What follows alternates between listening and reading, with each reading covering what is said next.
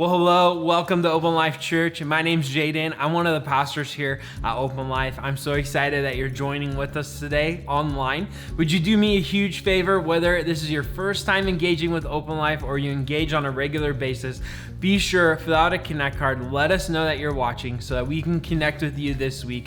We'd love to just be able to have the opportunity to do that, and we'd also love to pray with you. So if you have a need that's going on in your life that the staff and the prayer team of Open Life can be praying with you about, be sure to fill out that portion of the Connect card. And you can do that by clicking the link in the description wherever you're watching today, and then you'll be taken to the Connect card link that you'll find there. But you can also fill that out on the Open Life Church app. And so I want to encourage you, if you don't have the Open Life Church app downloaded onto your phone yet, go there to your app store on your phone, search Open Life Church, download the Open Life Church app, and then you'll have access to a number of different things that will get you integrated into the life of our church, whether that's filling out the Connect card each week, or you want to know what's coming up in the events that we have, or you want to be able to give, or check out our worship playlist, or find a Bible and a Bible reading plan. You can do that all within the app. You'll get connected to Open Life, and we hope you'll grow in your relationship with Jesus. And so we don't have any fill-in notes today, so don't worry about that.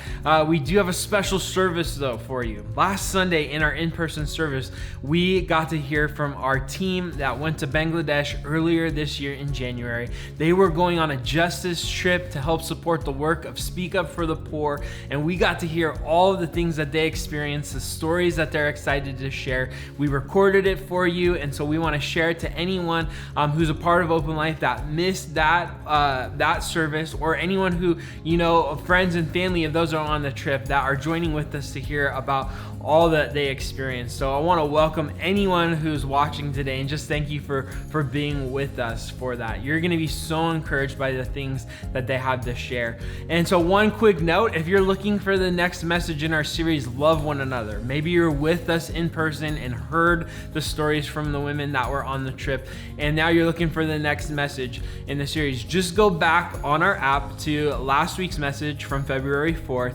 Click on that and you'll hear the message that we're currently talking about in person here on the 11th. With that, I just want to throw it over to the women that were on the justice trip of Speak Up for the Poor. You're going to be encouraged, so check out all they have to say. We're going to hear from the team and what they did in Bangladesh. This team went to Bangladesh just a couple weeks ago, and these passages were resonating with me when I was praying for them. We had a daily prayer journal that was on the website, but I was thinking of these. Matthew 25:40, the king replied, "Truly I tell you, whatever you did for one of the least of these brothers and sisters of mine, you did for me."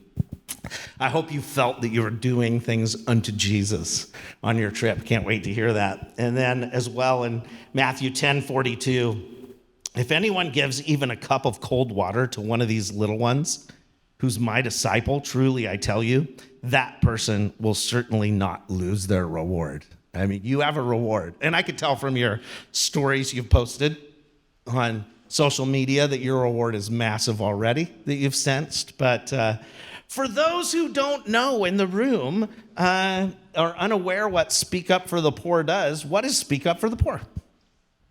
We'll just open it up. Well, Speak Up is an organization, an NGO that is in the city of Khulna, Bangladesh, and their ultimate goal is to create a new reality for girls in poverty. Bangladesh is a country where they still experience a really high percentage of child marriage. In the city of Khulna, the previous estimate was sometimes 90% of the girls can be married before they're 18. And so their objective is to stop that cycle from happening, to foster their ability to complete their education, to be inspired to dream about the possibilities for their lives, and to accomplish those dreams. And so Speak Up has some really specific pathways for that, and hopefully we'll touch on those. Anything she missed there that you guys are like, oh, this is Speak Up? Yeah, feel free to pass it down. Yeah, I agree obviously with everything that Stephanie's saying, but I think one thing that I love is that, they focus on education and women empowerment. And so the way for people to achieve, these women and young children, right, to achieve their dream is through education. And they do this, supporting them when they need to be supported outside of the house, but then also in the villages, providing, they provide internships. So the girls have work that they can, rely on and then pursue their dreams. So they do the education program in learning centers. Describe these learning centers. Who can kind of paint a picture for that? Sure. The Learning Center is a small area in each village, and Speak Up has 37 villages that it helps with. I want to say the Learning Center is about 20 feet long and maybe 8 to 10 feet wide. Yeah. And these kids are small, and they're all just sitting cross-legged, taking up all the space they can. And it just gives them a space to focus on school. One thing Speak Up does is it requires the household to have an area where the kids can study, so a desk with light. And you think, oh, that's natural for us. There, it's not something they come by because even their homes are even smaller than the Learning Center. So when you could leave your home where it's dark because you want to have a nice place to sleep, and you come to the Learning Center, it just not only opens up your mind, it gives you space to open up to all the possibilities there are. Anybody else? Or is that like nailed it? Well, the other thing about the Learning Center is that graduates of the GEP serve as tutors, and they provide tutoring and encouragement to the kids that come into the Learning Center and spend time there. So is that like a high school graduation, or is that university, or what level? They go, the GEP follows girls all the way through high school and even into college. So some of them are studying to be teachers and nurses and other professions. Nice. Anybody else have something they want to say about it? So the Learning Center is one room with 1 to 2 teachers, and the ages are from, I believe, 11 all the way to 18. And so the teacher will focus on the same age groups, and when they're done, they'll do individual work by themselves, and the teacher will move on to the next. So it's a whole community, different ages in one room. The last thing that I'll say is, like, in these little learning centers, we had a great opportunity to dance with all the girls. Every time. It was quite an experience. Yeah, I saw a post about that there was dancing that was going to happen, or that I saw that you had a video that needs to make it online at some point, right? You just danced every time you were together. That's what they do. Except for the fathers' meeting. No dancing happened at that one. Oh, for real? That's interesting. One of the other things I saw, because following along your posts that you shared while you were there, you talked about the dorms. Like, describe who's in the dorms. What are the dorms? It's like safe house / dorms, right? Yes. Yes, exactly. Safe house / dorms. So Joanne mentioned the 37 villages that Speak Up has a presence in, and there's hundreds of girls that are part of the GEP program. Just maybe even at that. I mean, just hundreds.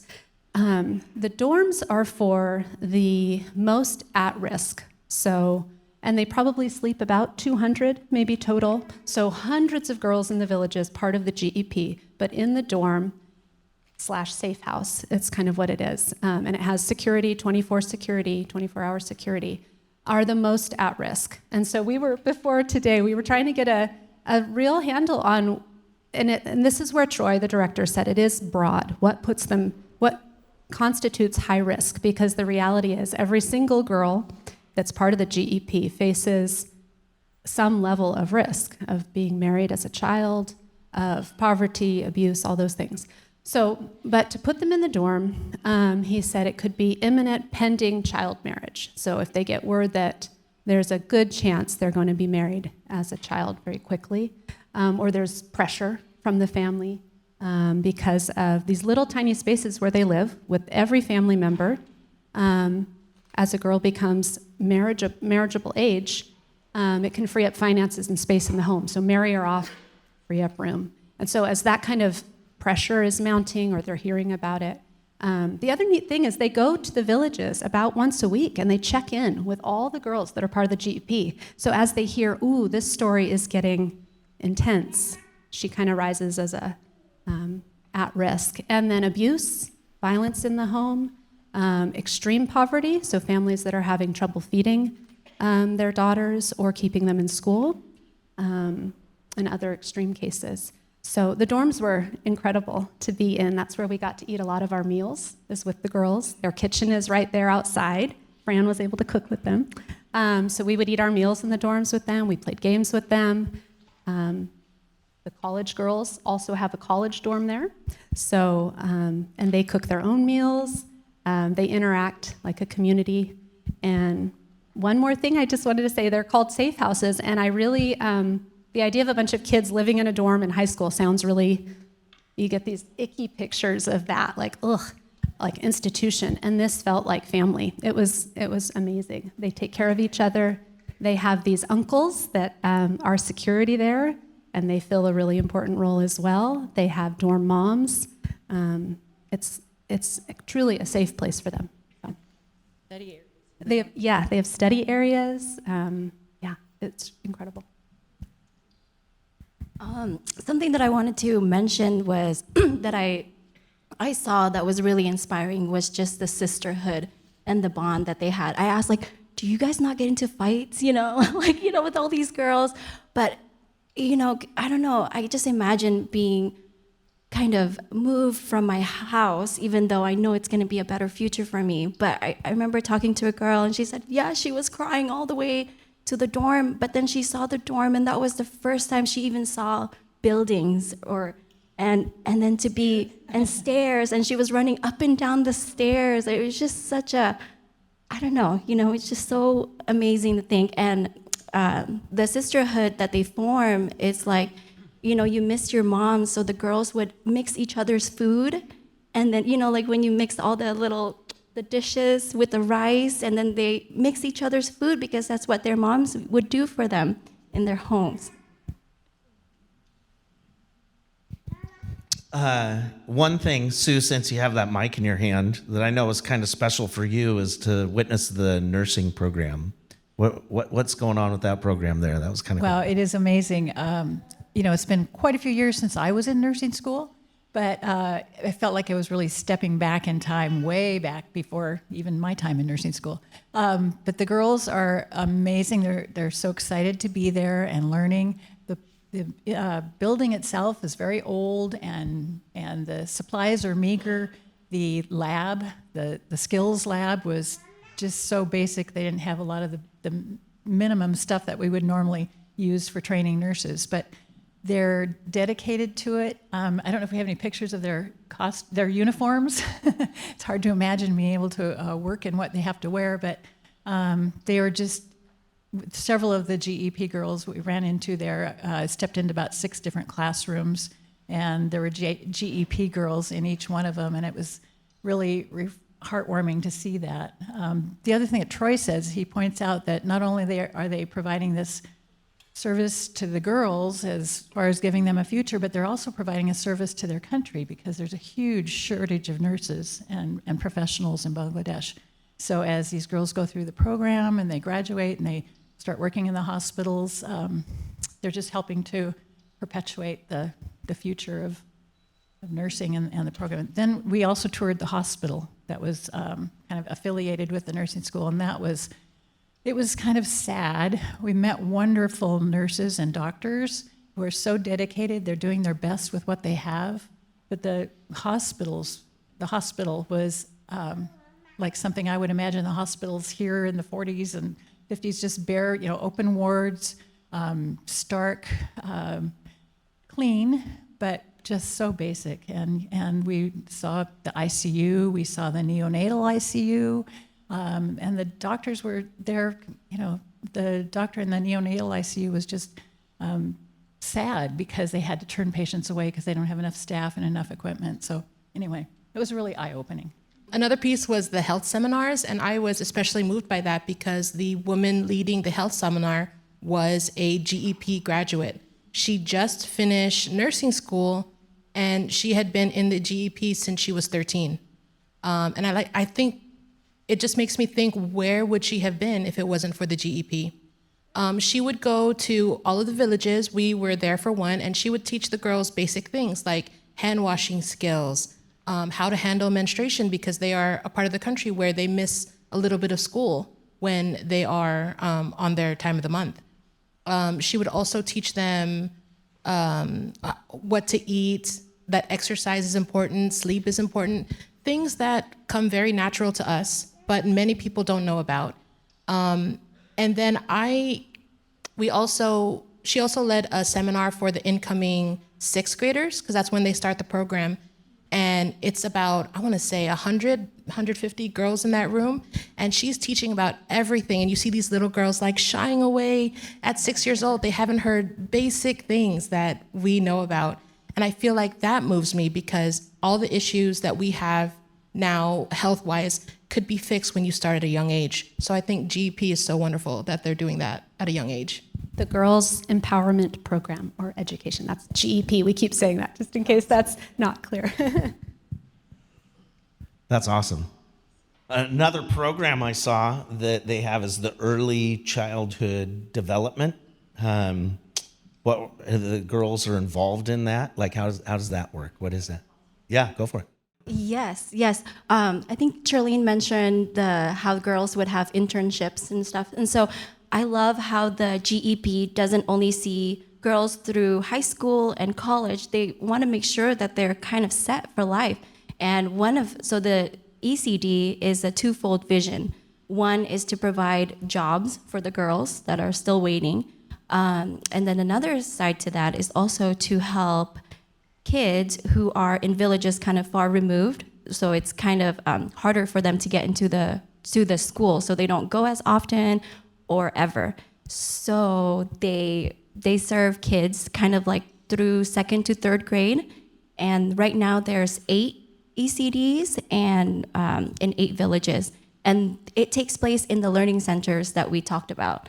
And Sue and I got to experience one firsthand, so it was really cool. We rode a bus, which is an experience of its own. It doesn't stop; you just kind of have to hop off.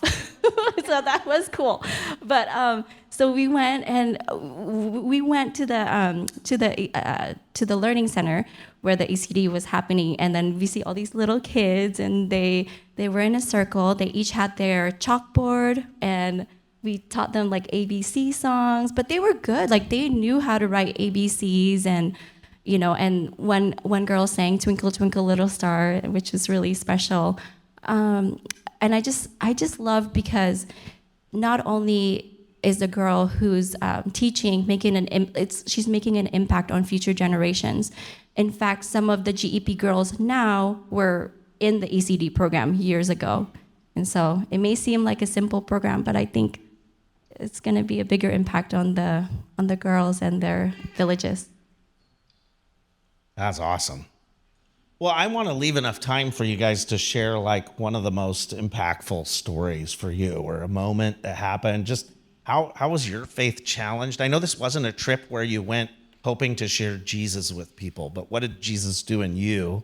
And what was it that like stirred that during the course of the trip there? Just what touched you at the deepest level? If you have a story, we'll let each of you share. So like Fran said, I think it was sisterhood, not with the girls, but right here. There were some times on the trip where I was very disappointed, and I'm a very independent person, and I don't like to rely on people. And I was very frustrated, and I think Charlene and Christy could see. So later on, they were vouching for me, and I was like, oh my gosh, what do? I don't know how to react to someone supporting me, and I feel like because I left the church a long time ago, I've left a lot of community, and it felt very wonderful to have that community again. So I feel like, and then Fran and I were roommates. We would laugh a lot at night, and then we'd end up crying a lot because we talk about what the girls went through and putting our feet in the girls' shoes. So I feel like I've never really been able to talk out my feelings with women like this before, and I thought that was very beautiful. That God brought me to you guys. Oh, Okay. Well, for me, I started the trip and I'm like, okay, we're going to do this. I think the part that touched me the most, and I think God is still doing something in my heart and transforming me, is that we went through all of these villages, right? And after we would speak about our professions and our background, and the girls would share with us our dreams. They would bring some food, and then we would start dancing. And then there's two things. So the first time that we went to the houses. So we would pick like about 6 houses in the villages of girls of the GEP program, right? And we would go to their houses, and you would see this tiny. I mean, most of the time it was just one little room, smaller than the village learning center. And we would sit on their bed, which is just wood. And so the hospitality that they demonstrated to us, that they shared with us, they would bring all of their food, all of their snacks, little eggs for each of us. And so from the little that they had, they would share with us, and they would sit down and admire how we would enjoy their food. And so I think that really touched my heart because, in a society that is struggling, in a village that is clearly struggling with poverty, they really did just bring everything that they had out, and they wanted to serve and then to watch us enjoy. And I think that hospitality is just not something that I had in me. And hey, sometimes I even struggle. Like Yellow Curry and I are not partners. It was hard on my stomach, but I would see the sacrifice in that, right? And then just, here, I'm gonna do it. So I ate the food. But just hospitality. So yesterday, we went to Stephanie's house, and then she came to my house, and I'm like, here I am. I'm gonna give you some food. just learning from them, right? And I think that there's a lot to learn, especially so when you come in, the people that are in my group, you would enjoy a new version of hospitality at the Alvarez house.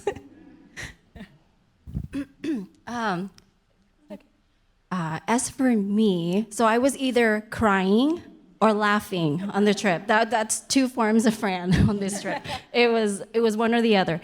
But I came in, I went thinking, I'm gonna be like Jesus with skin on, as Patty would say. I'm gonna come and show the love of Christ, and I'm just gonna be that person. And oh my goodness, God just showed me up. He's already there. Whatever it is that I could give to the girls, they were already giving it back to me. Like, they were way more generous, way more kind, way more open. Like, it was just, I loved it. It was just such I felt like God was just like, here's what I'm doing here. And you just get to experience and just enjoy in the goodness of God. And it was beautiful. I'd just like to tag on to kind of what Shirlene was saying. I think for me, the visits to the villages and the individual people's homes was just awe-inspiring. I was rereading through my journal over the last couple days, and the word that I kept using to describe my experiences of the day was humbling. I think that to go into these people's homes, as Shirlene said, and have them offer from what little they had and be so hospitable, and they had a pride of what they had, and they proud of their families, and compared to what we have, it's just, we would say it's nothing. But to sit with these families in their homes, and it was just a real humbling experience. I don't think I'll ever look at life quite the same.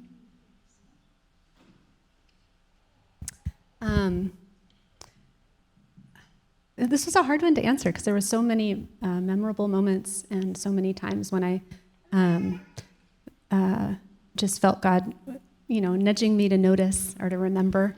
Stephanie had done some talking about remembering, and I felt that a few times, God just saying, remember this.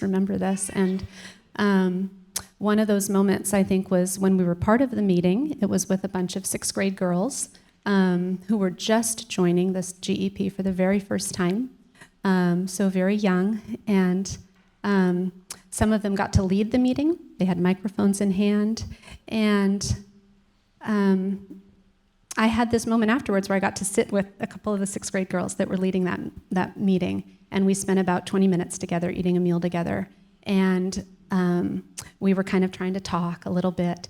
And I could feel, that little nudge you feel of God just saying, remember this moment. And I've tried to reflect on afterwards to what was happening there in my heart. And I think as I was meeting with them, I just kept thinking about how God has seen these two particular girls that I was so charmed by. They gave me some little hair clips. They had friendship hair clips, and I gave them friendship bracelets. So we kind of had a little friendship exchange that was really fun.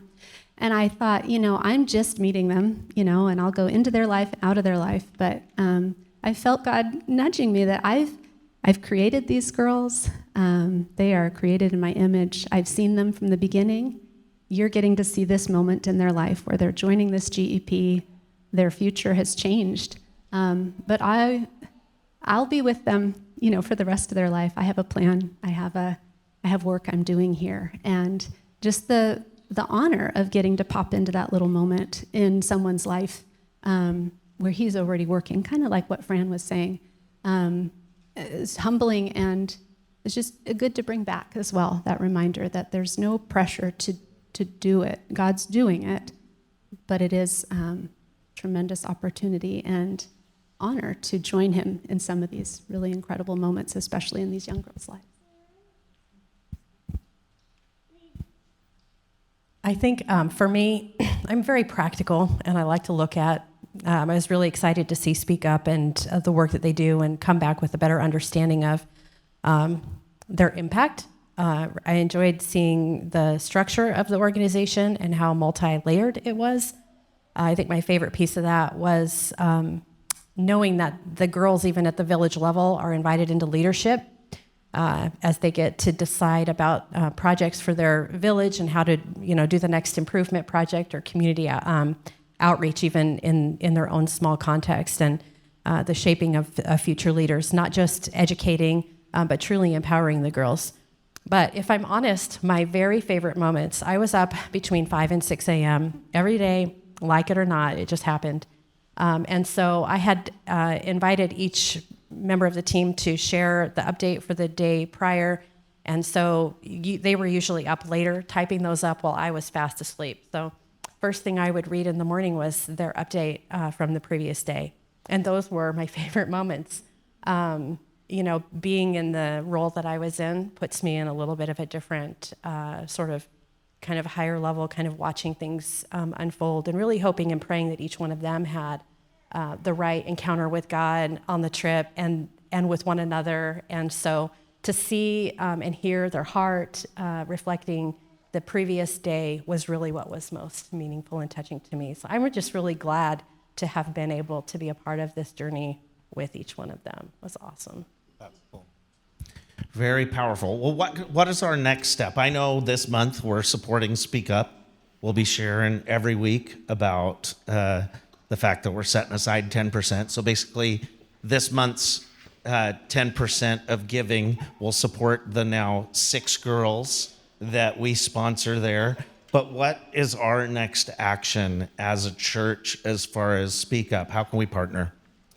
Yeah, so, well, for whatever it's worth, I think we all give them a thumbs up as an organization that is definitely doing worthwhile work, and we all want to be a part of supporting in some way moving forward, not just through the sponsorships, but through advocacy and other ways. So, and like you said, so when we went, we were a church sponsoring 4 girls. We come back as a church sponsoring 6. We picked up 2. They're from the same village that we already had the 4 prior girls. Each one of us also sponsored a girl from the same village and would like to extend that invitation to all of you. So out in the lobby, there are 13 photographs of 13 girls in the same village, and that you're welcome to. Sponsorship is $40 a month, and that would be directly to Speak Up. I think that there's always opportunity to support the organization if there's something about what they do that really is motivating or inspiring to you, and you want to have a bigger or more of a broad impact. I think there are ways to be a part of advocating with them, raising funds. There's lots of opportunities to help out, or even just giving more broadly. Instead of the $40 a month for the individual sponsorship, there's opportunity to give just more broadly to their mission. And what's the name of the village again that we're supporting? The name of the village that we have sponsored girls in is the Shavna Village. So we put out the vision back in 2020 that it would be cool to sponsor every girl from a village for Speak Up. And it's cool that we're like making progress on that. So there are, there are probably 100 or more girls in every village. Yeah. And so most of them are within the GEP have sponsors, but they grow, they age out, sponsors drop, new girls come into the program every year. And so, right now there's 13. If we sponsor the 13 girls that we brought back, I think every girl in the Shavna Village will have a sponsor that is part of the GEP right now. So that's very cool. It'll be awesome. That's very powerful. I would like to also mention, I plan to go back. And so if you want to go and see with your own eyes and experience what we experienced, would love to have you part of the next team that travels down. So make sure you connect with Stephanie if that's a desire of your heart for sure. Why don't we pause and pray for Speak Up and pray for these experiences to sink in, and then we'll transition to water baptism. Does that work? Do you want to lead us in prayer on that? Sure. Heavenly Father, I thank you for this moment this morning to pause and reflect. I love hearing stories about how you're moving in our hearts. And we always go and we have a little bit of our own expectations or hopes, and you exceed them. You are at work in the lives of the people there in Bangladesh through Troy's work and all of the staff that he has working with him. And we're just so thankful to have been a part of being able to see that firsthand, and the way that you've used each of those experiences to motivate us or change us in some way. We want to commit our continued investment in this group into your hands, that you would guide us and lead us forward, show us where we can have the most meaningful impact. And I just pray that this would be just one of those cool moments that unifies us as a church, that you would use the little Shavna village in Bangladesh to bring a sense of unity and oneness to our church family. We thank you for the service and the opportunity to share. In Jesus' name, amen. Amen. Well, I'm just so encouraged to hear what great of a trip that was for them. I'm so excited to hear about how their lives were affected in a specific way.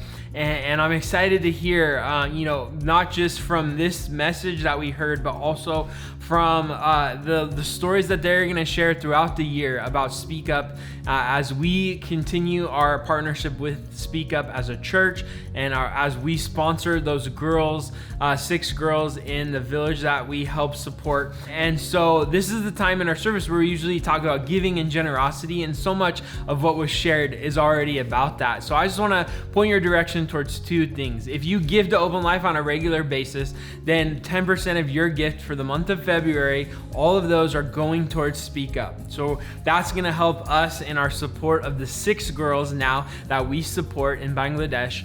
And so we're excited to be able to do that. If you would like to give above and beyond, your normal tithes and gifts to Open Life and go beyond that 10% that we're going to give, then there's the option to do that. You can just select Speak Up, and then we will send all that money at the end of the month to Speak Up, after it's all tallied and added together. As well, if you're interested in supporting a girl with the Girls Education Program through Speak Up, we have 13 girls that still need funding, as Stephanie was saying. And so I want to encourage you, if you are interested in that, you're going to do that through through Speak Up specifically, and Stephanie can get you instructions on how to do that. So what you can do is fill out a Connect card right now in the comments section, right? I'm interested in supporting a girl for Speak Up, and then Stephanie will get in contact with you this week and set you up with the steps on how to do that. So overall, I just want to thank you all for your generosity. Whether you give to Open Life on a week-to-week basis, you're helping to support what we do as a church, and where we're able to build these partnerships and to go on trips, whether it's with Speak Up or one of our ministry partners in the Dominican Republic or in Indonesia, whether you're helping through our initiatives with hunger and education and foster care, relief work, bringing justice to the oppressed. There's so many things that we get to do because of your generosity. Thank you. Thank you for those that are going to take the step to sponsor a girl. That's going to help us get to the goal of sponsoring a whole village in Bangladesh. And so thank you for that as well. And so all I can do is say thank you. And so that's where we are. We're at the end of our service. I hope that you have a great week. I hope that you join us next Sunday for the next message in our series, Love One Another, whether you're going to join us in person at the Bonney High School Performing Arts Center at 10 a.m. on Sunday, or whether you join us online wherever you're watching right now. Thank you so much. Have a great week, and we'll see you soon.